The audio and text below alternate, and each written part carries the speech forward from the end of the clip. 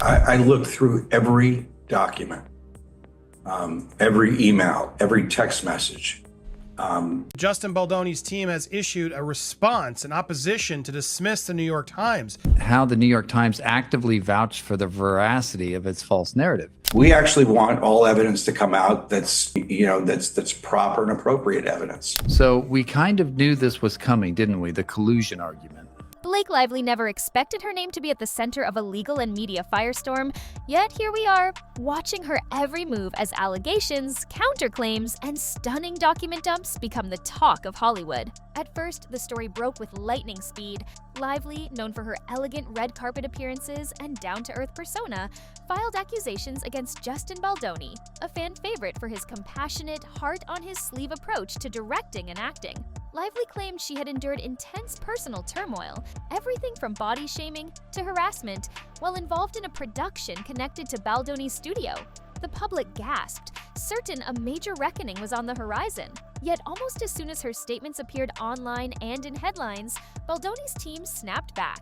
They called Lively's accusations unsubstantiated and hinted there was far more to the story than anyone realized. As onlookers waited for the usual Hollywood script, where both sides sling vague accusations and quietly settle, something unexpected happened. Baldoni's legal counsel began dropping specifics. A massive 170-page document that supposedly dismantled Lively's claims point by point. Suddenly, curiosity soared. Who was telling the truth? Lively might have counted on her star power and a supportive public to propel her narrative, but this new evidence cast doubt on every sensational claim she made. Fans, gossip columns, and armchair detectives scoured the internet for proof, but meaningful confirmations were nowhere to be found. Instead, they found contradictory texts, puzzling timelines, and a mounting suspicion that someone was spinning a story. In a town famous for PR wizardry, the question arose, was this entire scandal more about shaping opinions than about revealing hard facts? Hollywood watchers soon realized that Lively was not fighting a small, inconspicuous battle. She was calling out a man with a devoted following, someone who has spent years advocating open dialogue on everything from mental health to constructive masculinity.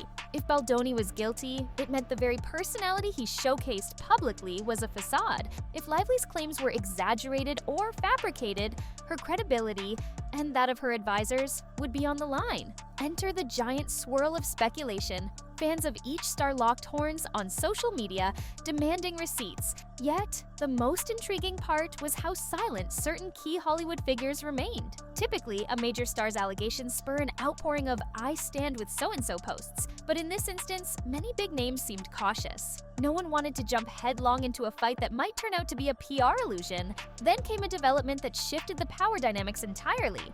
Lively's lawyer, Meryl Conant, abruptly quit. Observers were stunned. High-profile attorneys don't walk away from cases like this unless there's a seismic shakeup behind the scenes. Whispers spread that perhaps Conant discovered the allegations couldn't hold up in court, or that she wanted no part of a potentially collapsing strategy.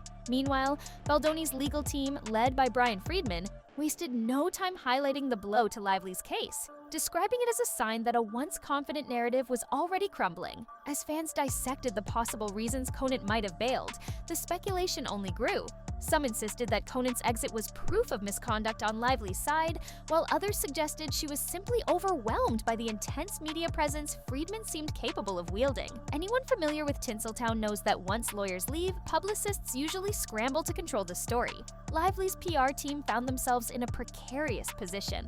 Pulling back could be seen as an admission of guilt, but plowing forward, especially without airtight proof, risked a total unraveling if Friedman's documents continued revealing contradictions. Reports emerged that Lively's publicists had been urging her to maintain a bold front, granting interviews, dropping social media hints, and positioning her as a fearless whistleblower standing against injustice. Yet behind the curtain, the chatter was that they were scrambling to keep momentum alive when the foundational evidence seemed shaky.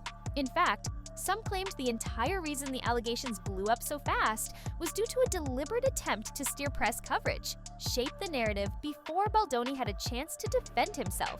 That's where the New York Times stepped in, giving the story what appeared to be a massive credibility boost. After all, if a world-renowned publication decides to publish your accusations, the public tends to accept them as close to gospel. But Friedman, refusing to let the paper off the hook, struck back with a legal volley that made jaws drop. He opposed any attempt to dismiss the Times from the broader lawsuit, alleging that the outlet not only reported Lively's claims, but all but authenticated them without proper investigation. Friedman argued they blurred the line between objective journalism and championing Lively's version of events. By presenting her statements as if they were already validated, rather than just alleged, the Times, he claimed, lost the protective shield of fair report privilege, which typically guards media outlets from defamation suits so long as they clearly indicate they are relaying unproven accusations. People were suddenly reminded that for all its prestige, even a major newspaper can be swayed by the seductive allure of a Hollywood exclusive. Friedman alleged that the Times rushed the story out, giving Baldoni's side almost no time to respond, a tactic that some call questionable journalism, others call outright bad faith. The bigger bombshell, Friedman insisted the Times had plenty of documentation available that should have raised doubts about Lively's claims. But the publication went ahead anyway, apparently siding with her to build a more enthralling piece.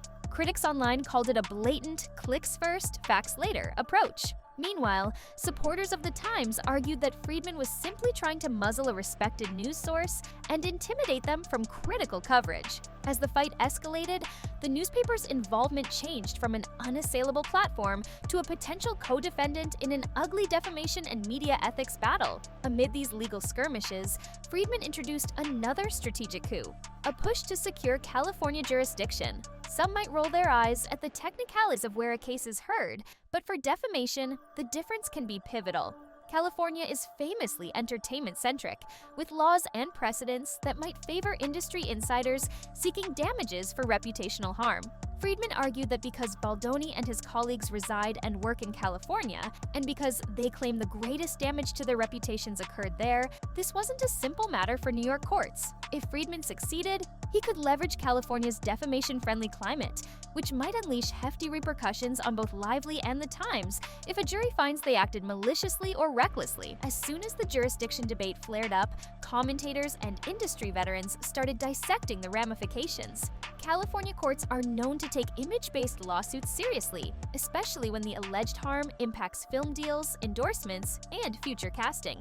Baldoni's entire brand is built on trust, compassion, and positivity. If Lively's allegations stuck in the California circuit, they could tarnish Baldoni's reputation among producers, executives, and studios he relies on for future projects. Friedman's logic was straightforward. If Lively and her team wanted to hammer Baldoni's standing in the very place that fuels his career, then that same place's laws should determine whether her claims were legitimate or defamatory. The media circus didn't end there. Lady C, a bold social commentator with a history of calling out questionable celebrity tactics, unleashed blistering critiques aimed not only at Lively, but also at the Times. She accused both parties of orchestrating a sophisticated smear campaign, alleging that the paper essentially served as Lively's megaphone by publishing one-sided narratives. On social media, Lady C's commentary gained steam among those who already questioned mainstream journalism's ability to remain neutral in high-stakes celebrity showdowns. Her rants underscored a bigger issue: how the interplay of star power, strategic PR, and major news institutions can easily muddy the waters. If a newspaper positions a star story as fact, the public often assumes rigorous fact-checking occurred, when, according to Friedman, it might not have.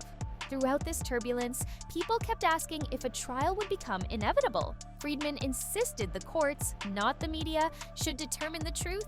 He believed a jury needed to hear every piece of evidence, from behind-the-scenes emails to text chains that might reveal whose narrative was genuine. That possibility had Lively's team on edge. If Friedman's trove of documents truly dismantles her claims, she risks losing far more than a lawsuit. Her carefully crafted public image could take a crushing hit.